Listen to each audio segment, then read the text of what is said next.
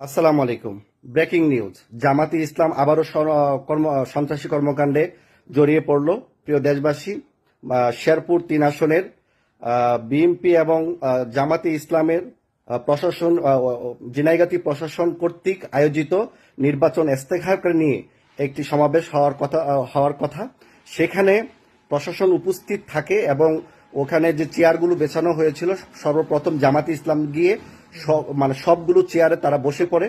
পরবর্তী বিএনপি নেতাকর্মী মাহমুদুর রহমান রুবেল, বিএনপির প্রার্থী, ওনার নেতাকর্মী সমর্থকরা যখন ওই নির্বাচন ইস্তেখারে যায়, কোনো চেয়ার বসার সিট খালি না থাকায় তারা যখন বসতে যায়, কথাবার্তা কাটাকাটি দুই দলের মধ্যে হওয়ার সাথে সাথেই জামাতি ইসলাম তাদের পাঞ্জাবি রিসিট থেকে দেশীয় অস্ত্র বের করে বিএনপি নেতাকর্মীর উপর পরিকল্পিতভাবে হামলা চালিয়ে অর্ধশতাধিক নেতাকর্মী আহত এবং 3 জন গুরুতর আহত এবং তাদেরকে ময়মনসিংহ মেডিকেল কলেজে ভর্তি করা হয়েছে। আমরা এটা তীব্র নিন্দা প্রতিবাদ জানাচ্ছি, কারণ জামাতি ইসলাম তারা পাশ করতে পারবে না বিদায় তারা অস্ত্র দিয়ে জনগণকে ভয়ভীতি দেখাচ্ছে। প্রিয় দেশবাসী, আপনারা দেখেছেন সারা বাংলাদেশে জামাতি ইসলামের কর্মকাণ্ড, তারা মুখে বলে একটা, অন্তরে আরেকটা।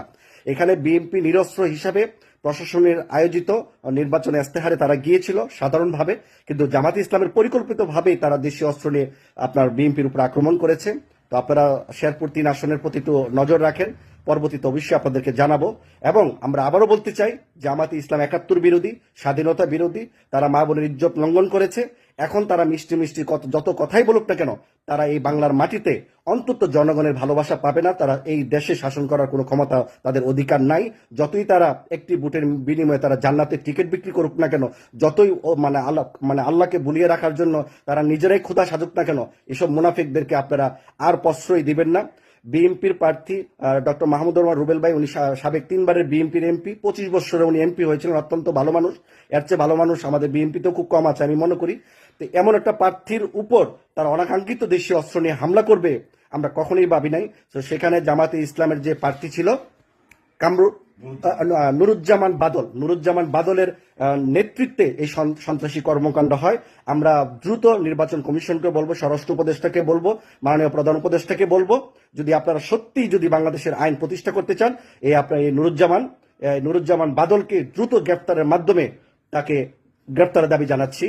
ধন্যবাদ সবাইকে, আর সবাই লাইভটা শেয়ার দিবেন এবং সবাই পরবর্তী লাইভের জন্য অপেক্ষা করুন। পরবর্তী আমাদের কতজন লোক হতাহত হচ্ছে না হচ্ছে এটা আপনারা পরবর্তী জানতে পারবেন। এখনো বর্তমানে জামাতে ইসলামের লোকেরা অস্ত্র দিয়ে বিএনপির উপর আক্রমণ করছে। এই খবর থাকা পর্যন্ত আমি এই লাইভটা সম্পূর্ণ করলাম। ধন্যবাদ সবাই।